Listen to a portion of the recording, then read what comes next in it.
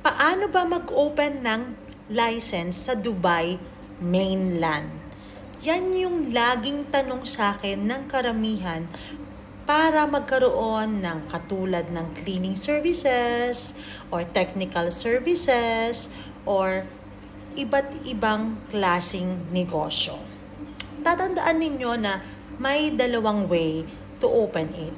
Pwedeng walang lokal or pwede rin namang 100% ownership. So, yun ang una mong titingnan. Gusto mo ba walang lokal? Gusto mo ba may 100% ownership?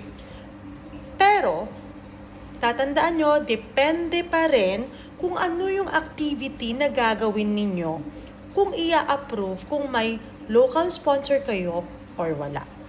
First step is initial approval kung pwede kayong magbukas ng negosyo. Second step is yung name approval. Third step is pagbabayad na ng voucher but make it sure na meron na kayong ijari. Depende sa laki ng ijari ang dami ng magiging empleyado ninyo.